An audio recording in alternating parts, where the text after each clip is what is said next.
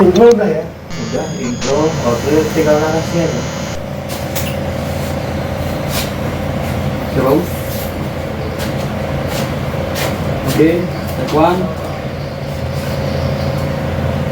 Teman-teman, setelah kemarin kita di EPS 1 yaitu bersabarlah sebentar lagi, dan di EPS 2 yaitu semua yang hilang pasti kembali, saya betul-betul bersyukur teman-teman. Ternyata ada juga yang mau dengerin orang ngobrol ngoceh sambil ngopi sambil nyeruput. Saya berpikir itu nggak berguna teman-teman, ternyata ada yang memanfaatkan. Saya berterima kasih komentar-komentar, masukan-masukannya teman-teman. Masih belajar dan sampailah kita di EPS yang ketiga, yang kita akan ngobrol soal materi penting dalam hidup kita, yaitu tentang belajar. Teman-teman sekalian, oh iya, belum nyeruput ya, kita nyeruput dulu teman-teman.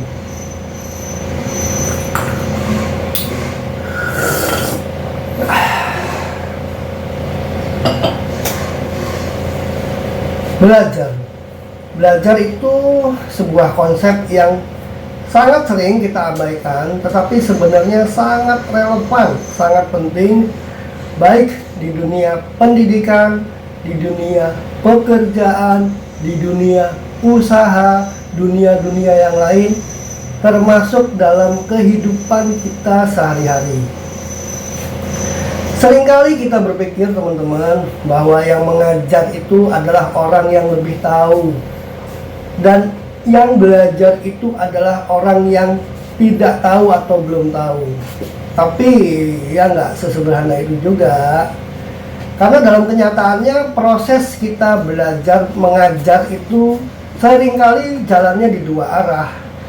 Yang ngajar pun sedang belajar, dan yang belajar juga bisa ngajar dengan cara yang berbeda. Contoh, saya punya pengalaman melakukan kegiatan usaha di bidang pupuk. Saya nol teman-teman kalau soal pertanian, tapi saya mau belajar pada saat itu dasar-dasar pertanian secara alami, secara organik. Nah, beberapa kali ada momen saya ngajar ke petani ya, dengan gaya saya ngajar. Waktu itu saya bicara satu contoh soal penggunaan air limbah untuk bahan dasar pupuk.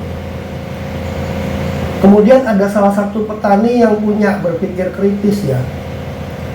Dia nanya, "Mbah, saya kan dipanggil Mbah Pong kalau di lapangan. Mbah, itu airnya kalau mencemari lingkungan, apa yang harus kita lakukan?" Dalam hati saya, waduh, saya belum mempelajari sampai ke sana ya. Saya hanya mempelajari manfaat air limbah, sampah organik, tapi belum mempelajari apa dampaknya buat lingkungan. Akhirnya saya jawab secara diplomatis, "Oh, mohon maaf Pak, mohon maaf Pak D, saya masih belajar di situ. Saya akan konsultasikan dengan yang lebih ahli, dan saya akan sampaikan kembali hasilnya kepada Pak D di pertemuan berikutnya." Jadi yang tadinya berangkatnya mau ngajar, malah jadinya belajar. Itu salah satu pengalaman pribadi dalam menjalankan usaha, dan ada banyak pengalaman-pengalaman lainnya. Nah teman-teman, banyak orang bijak yang mengatakan secara filosofis. Satu contoh, saya punya satu kalimat dari Jackson Brown. Jadi ingat ya teman-teman, setiap orang yang kita ketahui tahu sesuatu yang tidak kita ketahui. Belajarlah dari mereka. Jadi ingat, kita ketemu orang, selain silaturahmi, nambah rezeki, nambah relasi, ingat kita juga akan belajar dari mereka. Kenapa? Pasti ada hal yang tidak kita ketahui yang mereka ketahui. Mari kita saling belajar. Kemudian konsep utamanya teman-teman, belajar itu bukan cuma tentang ilmu teoritis, tetapi juga tentang nilai atau value. experience atau pengalaman, dan yang terpenting adalah seperti yang selalu saya bilang, cara berpikir. Karena kita ngopi itu bukan cuma minum kopi, tapi ngopi, ngolah pola pikir. Jadi ini penting sekali bahwa belajar itu adalah tentang cara berpikir. Nah, ada banyak pertanyaan dari teman-teman saya tuh. Berapa banyak kita harus belajar? Dan ini yang menarik, saya juga menemukan satu bahasa dari apa yang saya baca. Ternyata teman-teman, kita itu belajar itu kalau diibaratkan 100% ya, itu kita belajar teori itu cuma 5% loh teman-teman. Cuma 5% teorinya. Kita sekolah SD, SMP, SMA, kuliah itu hanya 5% teorinya. Lalu kita 10%-nya praktek. Berarti 5 sama 10 baru 15. Lah yang 85% apa? Ternyata yang 85% adalah kesalahan. Jadi teman-teman, jangan takut untuk berbuat salah atau melakukan kesalahan. Jangan merasa bersalah, tapi belajar dari kesalahan. Karena 85% belajar itu adalah dari kesalahan. 5% teori, 10% praktek, 85% dari kesalahan. Jadi kalau Anda melihat orang yang ahli, jangan tanya berapa banyak mereka belajar, jangan tanya pengalamannya, tanya Pak berapa kali salah, berapa kali gagal. Semakin dia ahli, semakin dia banyak kesalahan yang dia buat. Ada guru lain yang mengatakan bahwa Bapak ini hebat, ya. Apa yang membuat Bapak hebat dalam usaha yang Bapak tekuni? Jawabannya, keputusan yang tepat. Oh, keputusan yang tepat. Pak, bagaimana caranya Bapak bisa mengambil keputusan yang tepat? Dia jawab, pengalaman, Mas. Berarti untuk punya keputusan yang tepat kita harus punya pengalaman ya, Pak? Iya, pengalaman. Terus gimana, Pak, caranya punya pengalaman? Dengan tertawa dia bilang, keputusan yang salah. Jadi semakin banyak keputusan yang salah, semakin banyak pengalaman, maka semakin banyak pula kita bisa mengambil keputusan yang tepat. Gitu teman-teman ya. Jadi belajar itu tentang pola pikir, tentang cara berpikir. Nah, bagaimana seseorang yang didefinisikan sebagai seorang pengajar? Ada juga guru saya mengatakan bahwa kita itu antara yang guru sama murid itu cuma beda satu malam doang. Artinya hanya satu titik atau satu garis atau satu tangga lebih maju dari yang belajar. Kembali ke tadi yang awal saya katakan, kadang-kadang pada saat kita ngajar, ya pada saat pula itu pula kita belajar. Nah, jadi saya punya kritik nih ya teman-teman. Maaf banget ya buat teman-teman yang berprofesi sebagai guru pendidik ya. Mungkin yang ASN, mungkin yang dosen, P3K, atau guru-guru kelas, atau guru-guru resmi lah. Ada beberapa tingkatan kan seseorang itu bisa dikatakan sebagai seorang pengajar. Saya nggak akan bahas semua, saya akan bahas dua lah. Mungkin ini para pengajar ya, atau teman-teman deh buat wawasan bahwa ada kemampuan yang namanya kemampuan pedagogik. Nah, kemampuan pedagogik ini kemampuan kita mengajar untuk anak-anak sesuai dengan kata aslinya dari bahasa Yunani. Jadi apa kalau anak-anak ini? Ya kita menjelaskan materi, memberikan gambaran, memberikan contoh. Kalau ke anak-anak kan memberikan ilustrasi, kemudian memberikan tes, memberikan ujian, membuat soal, pilihan ganda, esai, ngisi titik-titik, kolom benar dan salah, itu masih tingkatan pedagogi. Nah, wong di situ aja saya melihat, ya ini kritik teman-teman ya, masukan. Masih banyak saya melihat langsung di lapangan bahwa banyak teman-teman guru yang belum begitu menguasai tentang itu. Jadi kadang-kadang anak-anak dibiarkan sendiri, anak-anak dikasih tugas, tapi yang memberi tugas saja nggak tahu. Sedangkan kita sekarang di era 4.0, bahkan bentar lagi 5.0. Kapan-kapan kita akan ngobrol apa itu 1.0, 2.0, 3.0, 4.0 itu nanti kita akan ngobrol di APS berikutnya ya.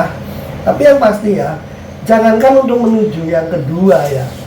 Yang pertama saja kita masih banyak yang belum menguasai, tapi nggak apa-apa. Hidup ini adalah tentang proses.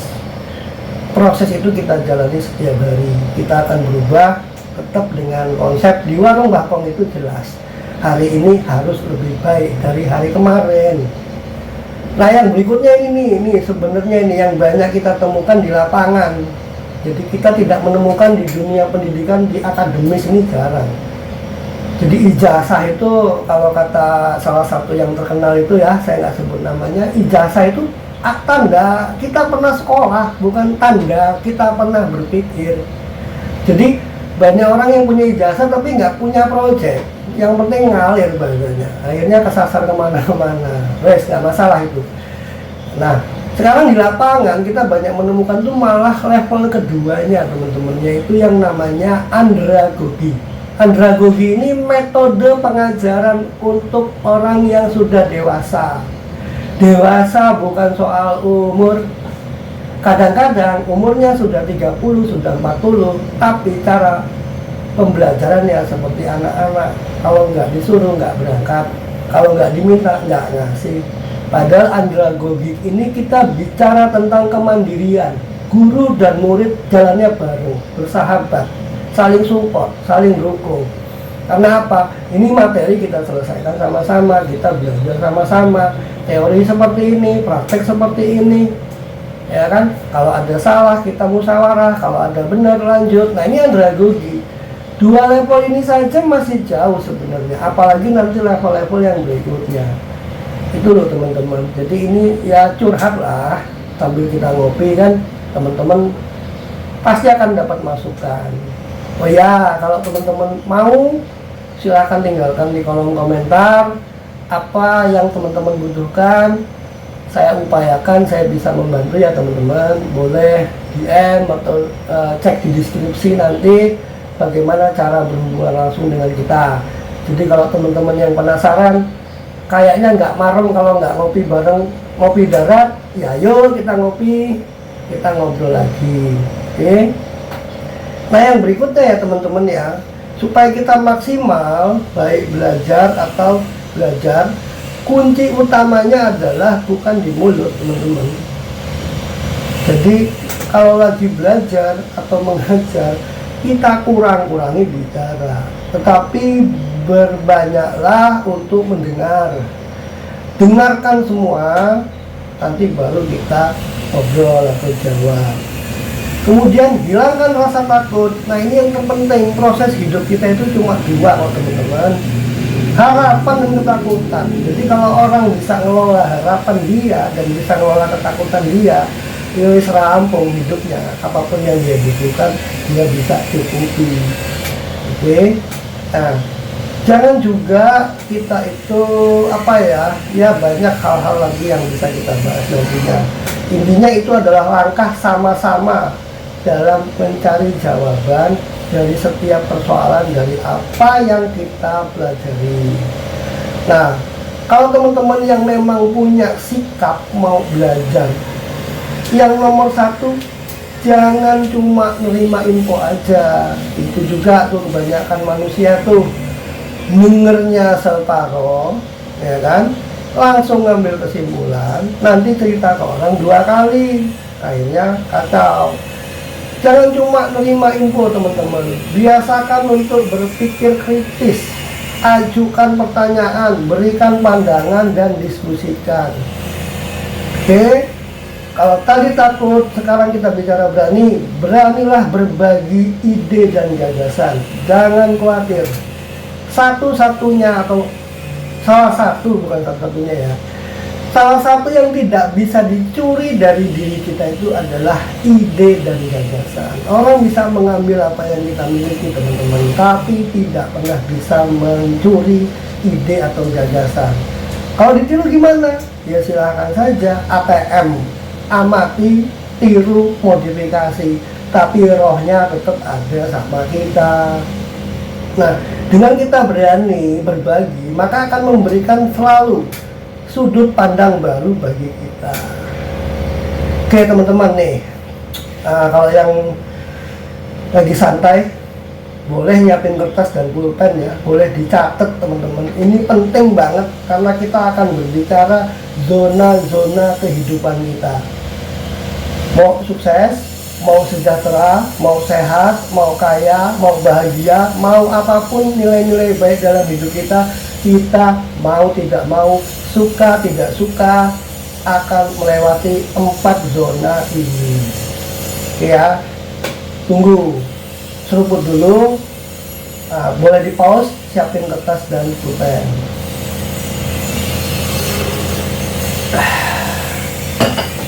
Oke, lanjut ya teman-teman. Ada 4 zona dalam kehidupan kita. Yang pertama adalah zona nyaman. Apa yang nyaman buat teman-teman? Apapun itu, yang pasti ketika teman-teman merasa aman dan terkendali. Kalau bahasa anak-anak sekarang, aku lagi baik-baik saja, ya kan? Iya bro, mas, aku sedang tidak baik-baik saja. Nah, kalau yang ini dia zona nyaman. Aku sedang baik-baik saja, aman, nyaman, terkendali, tapi nggak kemana-mana, di situ-situ saja. Nanti giliran ada sesuatu, ada problem, bingung. Nah, zona nyaman, ada yang bilang comfort zone. Jadi ada yang bilang juga zona nyaman membunuhmu. Kalau The Massive bilang cinta ini membunuhmu. Nah, kalau ini dikatakan zona nyaman membunuhmu.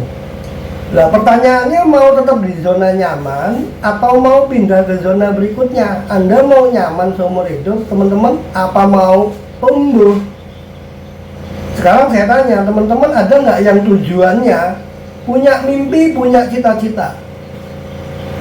Jadi apa kalau kata orang Jawa ya? Mau jadi apa teman-teman? Coba sepil cita-citanya, komentar boleh. Ada yang kalau kecil ditanya cita-citanya jadi presiden, ya kan? Jadi pilot, jadi dokter. Karena apa? Pada saat kita kecil belum punya problem, nggak ada masalah dengan semua cita-cita itu. Tapi begitu sudah lulus kuliah, lo tadinya waktu TK cita-citanya jadi presiden, begitu lulus kuliah cita-citanya malah mau jadi ASN, kan jauh bener turunnya. Dari presiden kok jadi ASN, kenapa? Karena ketumbur dengan 4 zona ini. Lah mas, kalau saya mau maju, apa yang harus saya lakukan? Yang nomor 1 ya keluar dari zona nyaman. Nah, Anda akan masuk ke zona kedua yang paling penting dalam hidup kita teman-teman. Paling penting, percayalah dengan saya. Semua orang yang maju, berhasil, sukses, sejahtera, bahagia, damai, melewati jalur yang nomor 2 ini. Ini wajib. Ibaratnya kalau mau masuk tol itu, ini gerbang tolnya. Kalau mau masuk tempat hiburan itu, ini pintu masuknya. Kalau mau masuk stasiun, ini loketnya. Yaitu zona ketakutan atau fear zone. Wah, sok-sok Inggris nih. Apa tanda-tandanya kita masuk di zona ketakutan? Tadi kan kita di zona nyaman, mau ke zona maju, ya. Zona tumbuh itu ada di zona keempat, zona 1 zona nyaman. Nah, zona 2 ini zona takut. Apa yang nomor 1 nih yang terpenting nih? Ingat loh teman-teman, kurang percaya diri. Apa ciri-ciri orang kurang percaya diri? Saya ndak ganteng, saya ndak pinter, saya ndak tinggi, saya ndak punya modal. Kan ada tuh pengusaha sukses ditanyain mau usaha apa, jawabannya nggak punya modal. Dikasih modal bingung mau di bisnis apa, dikasih tahu bisnisnya bingung, cara pemasarannya gimana, dikasih tahu cara pemasarannya bingung, nanti hasilnya gimana, dikasih tahu hasilnya gimana bingung. Oh ya sudah, nggak usah usaha, kerja aja. Ditanya mau kerja apa, basing jawabannya. Dikasih tahu lagi mau mau kerjaan ini, aduh gajinya kecil, kerjaan ini, aduh tempatnya jauh. Kerjaan ini, aduh bosnya galak. Kerjaan ini, aduh saya nggak bakat. Kerjaan ini, aduh nanti saya ditipu. Aduh gede, usaha nggak mau, kerja tak mau. Nah, usaha tak mau, kerja tak mau, kata orang Ambon kan. Matialah kau, kata orang Medan. Selesai. Kenapa? Dipenuhi dengan ketakutan, kurang percaya diri. Oke? Terus yang bahaya lagi ada teman-teman, udah kurang percaya diri, malah berlindung mencari alasan di balik itu. Di saat orang lain, misalnya mau usaha nih ya, teman-teman tak kasih tahu. Pak, aku mau usaha Pak, tapi nggak punya motor. Ya, harusnya kita jalani usaha itu supaya bisa kebeli motor. Pak, saya mau usaha Pak, tapi nggak punya HP. Ya, kita usaha supaya kita bisa beli HP. Pak, saya mau usaha Pak, tapi HP saya cuma satu, rebutan sama anak. Ya, jadikan usaha Bapak itu tujuannya belikan HP buat anak Bapak belikan HP yang baru. Bapak pakai HP yang lama, itu bukti kalau Bapak itu maju. Alasan terus. Banyak ya kayak gitu ya, banyak, termasuk kita, termasuk saya. Tapi kita ya sama-sama belajar teman-teman. Di sini kita sama-sama belajar. Buang alasan teman-teman. Karena untuk maju cuma butuh satu tujuan. Tapi kalau untuk berhenti atau mundur butuh 1000 alasan. Daripada menyiapkan 1000 alasan, enak tetapkan satu tujuan. Nah, ada lagi nih bahaya yang ketiga ini, dan inilah salah satu dampak yang tidak baik dari era sekarang, era 5.0 ini. Ada apa itu? Dipengaruhi oleh pendapat orang lain. Kalau dulu yang mempengaruhi kita cuma tongkrongan yang di perapatan, atau pendapat dari saudara-saudara yang ketemu fisik wujud. Nah sekarang ini loh, kita dipengaruhi oleh pendapat orang lain dari mana? TikTok. Maaf ya, nanti ini di cut ya kata-kata TikTok ini ya. Pokoknya medsos lah. Kita dipengaruhi oleh medsos. Nah, apa itu? Di usia sekian harus sudah begini. Sebelum 30 kamu harus begini. Sebelum 25 harus punya ini. Itu kan pendapat orang lain. Mereka ya mereka, kita ya kita. Ngeri sekali gitu. Dipengaruhi oleh pendapat orang lain. Boleh kita minta pendapat kepada orang, tapi keputusannya tetap kepada diri kita sendiri. 3 ketakutan itu menimbulkan tidak percaya diri, banyak cari alasan, dan dipengaruhi oleh pendapat orang lain. Kita bisa berhenti di situ atau maju ke zona yang ketiga. Ingat, hidup ini boleh maju, boleh berhenti, boleh mundur. Masalahnya waktu teman-teman. Waktu tidak bisa ditambah, tidak bisa dikurangi, tidak bisa diputar, tidak bisa digilap dan dicelupin. Waktu ya waktu, terbatas kita itu. Ada berapa puluh ribu detik per hari yang memang sudah dijatah. Setiap detik, setiap sekonnya itu berharga. Nah, kalau mau maju gimana? Zona nyaman lewat, masuk zona takut, berani, takutnya hilang, berani. Nah, kita masuk ke zona terpenting dalam kehidupan kita, yaitu zona belajar, zona pembelajaran teman-teman. Zona belajar itu apa? Ya di situ ada proses. Prosesnya juga 3 loh. Yang nomor 1 ya tadi itu keluar dari zona nyaman. Apa itu? Tadinya kita bangunnya siang jam 10. Nah kita belajar nih, ya bangun jam 9 lah. Gak apa-apa, diskon dulu. Kalau sudah biasa bangun jam 9, nggak nyaman. Lama-lama kan nyaman. Akhirnya bangun sendiri, maju lagi, keluar dari zona nyaman, bangun jam 8. Atau kalau tadinya suka begadang, kata Haji Roma, begadang boleh kalau ada artinya, kalau nggak ada ya jangan. Nah itu keluar dari zona nyaman. Nah yang kedua adalah teman-teman harus berani. Tadi kan takutnya udah lewat di kedua, nih di 3 ini kan belajar itu isinya berani teman-teman. Berani menghadapi masalah dan tantangan. Masalah itu bisa dibuat sendiri, bisa dibuat orang lain. Kita tanggung jawab. Tantangan itu kita hadapi, teman-teman. Ya, ada nanti tips-tips dan trik-triknya bagaimana menghadapi masalah dan tantangan. Oke, seruput dulu, teman-teman.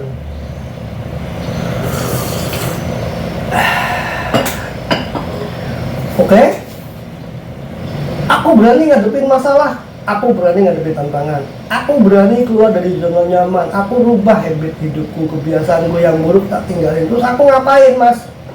Ya tentu saja pelajari. Yang ketiga ini ya, dalam zona belajar, ayo pelajari dan praktek skill-skill yang baru yang sesuai dengan karakter, cita-cita, value teman-teman. Kalau yang tadinya suka selfie, ya coba mulai bikin konten gitu.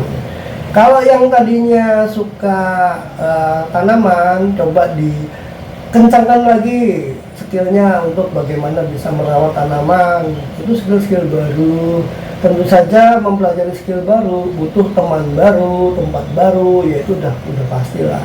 Intinya zona ini zona yang paling berat ya dalam hidup kita, tapi juga zona yang akan menjamin bahwa kita itu akan sampai di zona yang paling membahagiakan dalam hidup kita, yaitu zona keempat. Apa itu? Zona bertumbuh atau grow zone. Di situ apa? Di dalam zona bertumbuh. Ingat, tidak ada kesuksesan yang abadi, teman-teman. Tidak ada titik di mana kita berhenti, itu nggak ada. Ketika kita sudah mencapai satu tujuan, kita sudah akan berproses lagi untuk tujuan berikutnya. Jadi pada saat kita ada di zona bertumbuh untuk urusan ini, misalnya kayak saya nih, saya sudah nyaman di musik misalnya, ya saya akan masuk kembali ke zona ketakutan di bidang lain, zona belajar di bidang lain. Jadi ini proses continuous ya. Jadi artinya proses yang bertahap. Nah, tetapi di sini kita sudah menemukan satu titik di mana kita sudah bisa mencukupi kebutuhan diri sendiri dan sudah bisa berpikir untuk membantu orang lain. Apa itu di zona bertumbuh? Yang pasti sudah ketemu tujuannya, kemudian sudah men-setting goals-nya atau tujuan itu kita pecah menjadi tujuan jangka pendek, jangka menengah, jangka panjang, baik itu di usaha, pekerjaan, atau dalam kehidupan. Kemudian punya mimpi yang berjalan, teman-teman, karena hidup kita nggak akan pernah lepas dari mimpi. Sesuatu itu diciptakan dua kali, teman-teman. Satu pada saat kita memimpikannya, kedua pada saat kita mendapatkannya. Jadi kalau teman-teman sekarang belum punya sesuatu yang sudah diimpikan, sabar.